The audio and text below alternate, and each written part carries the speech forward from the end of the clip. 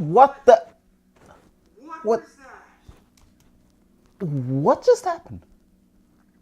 I need to try that out. And welcome back, guys. So, for you who don't know who I am, my name is art.svanberg and I'm a photographer and filmmaker. Today, we're gonna show you an awesome tutorial of what Peter McKinnon did that he calls the shadow crawler or night crawler effect, teleportation effect, and he implemented it with humor and an application on his watch, a smartwatch. So it was a super fun way to see that. What I'm gonna teach you today, the same kind of teleportation technique and cutting. Got it? Okay, let's start. Okay, so the first scene includes that you would do the transition and I will do my transition outside. That means I will teleport myself outside. So first, I probably need a hat because it's super warm and it has some kind of wind, and I will also probably need a pair of sunglasses, but the hat first. Thank you. And then I will need my sunglasses.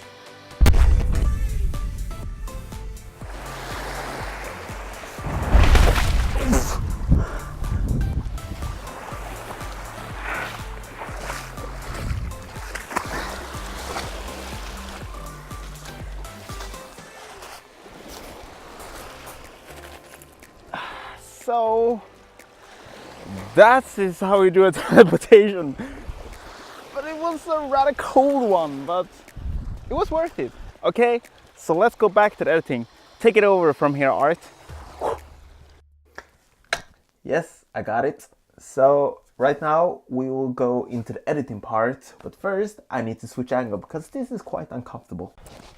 All right, so this angle is much better. Let's get started. Alright, so right now I open a Premiere project and I already imported all the files that we will need for this tutorial. So here's the footage. It's two clips, one is indoors and one is outdoors. And here's the sound effects that I will put on the video. And here's the blue shockwave, which is the effect I will use. So let's get started.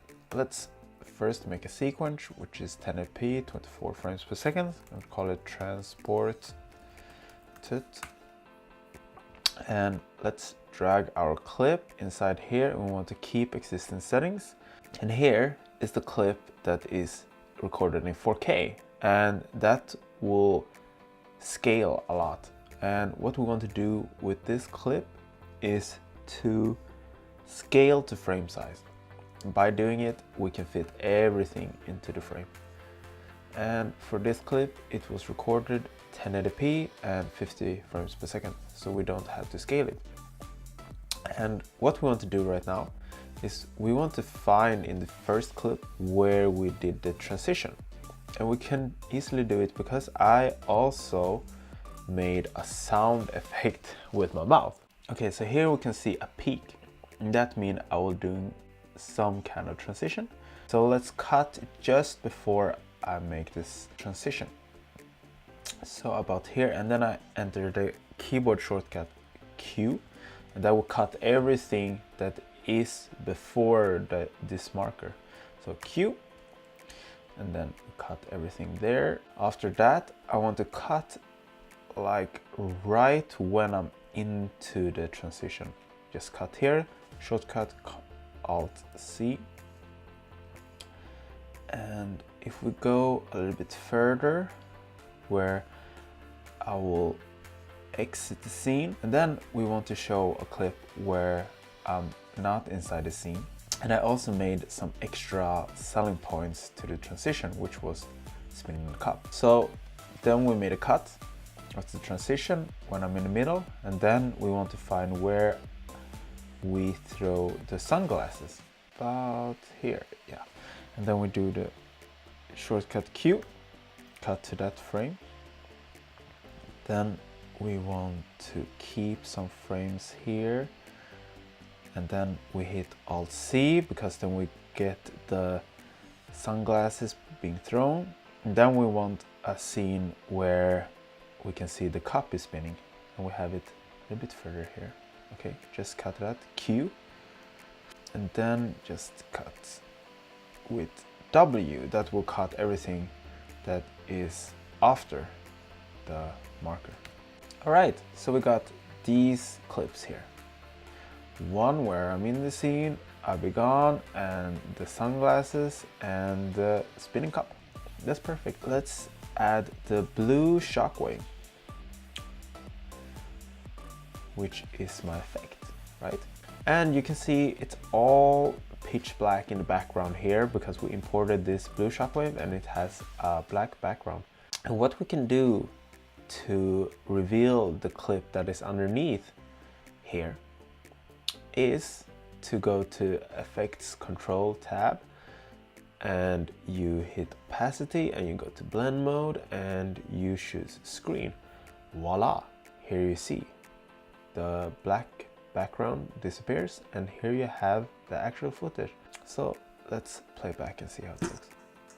Oh, it's okay with the timing, but now we have to frame the effect because it's a little bit offset. So let's put it there, make it a little bit bigger, and look again. So now let's go into the second part. And what we want to do here, we want to take like the first sequence here and Alt-C, cut there and find where I enter the scene. Okay, so here we found me, and it looks like around here I made the teleportation effect. So just let us just find a point where I'm in the middle, maybe around here, and then Q on the keyboard, and that will poof. Look. Yeah, so why not?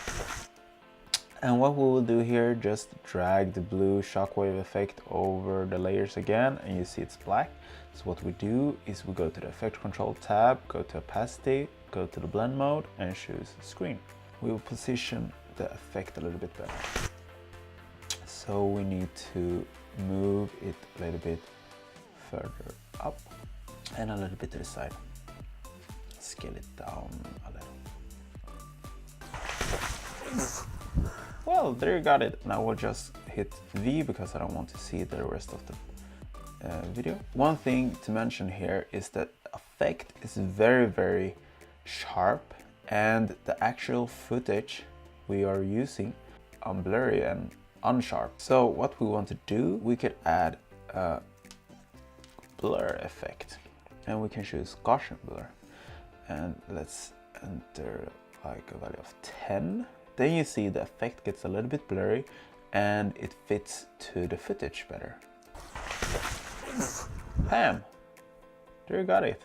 And what you can do now to solve the effect better is to add some sound effects. And here we have a sound effect which is like the pre-shockwave effect. So what we want to do with this is we want to put this effect before the explosion happens because it will like make an anticipation before the effect. Just so let's listen. A little bit further. Oh, it's a very, very loud. So just take it down a notch. Right? That's good. And now let's add the explosion. Too early, maybe around here.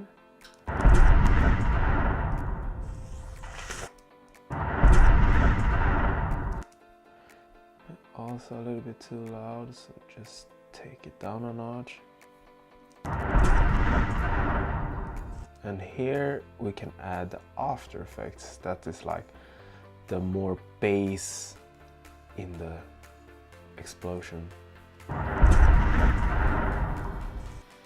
Great. Just let us cut this a little bit because it's way too long.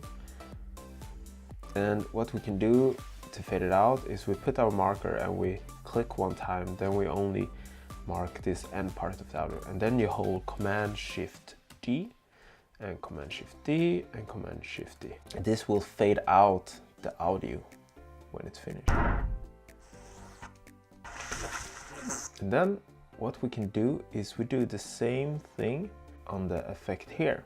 And what we can do is to highlight these audio clips and hold in Option key and drag these audio clips to where we want it to be, like this. And here you see we got a copy. It's a very, very convenient and fast way.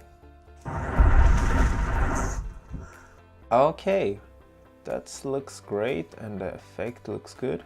Let's just lower the audio a little bit because it's a little bit too loud. And what you can do is to select all these layers and you hit the keyboard shortcut G, and then you can adjust gain by, and then there we will type -15 dB. That will lower the audio because right now I think it's a little bit too loud.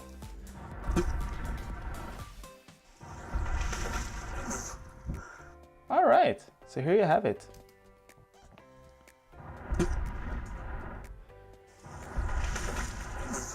All right, so that was the effect.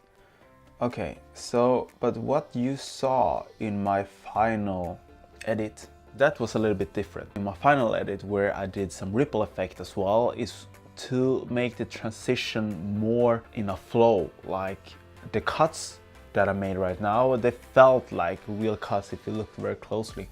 And that is an issue, but I can show you here.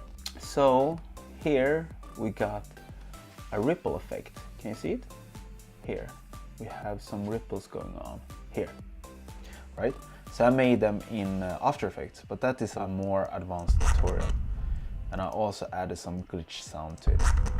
So the transitions made it more seamless because the cup here was standing and then I made some glitch, so you get some like flickering going on and you can't really focus on everything. So yeah, but that is for another tutorial, how I make the glitch effect. It's a little bit more advanced, but I could make a tutorial for that one as well if you want.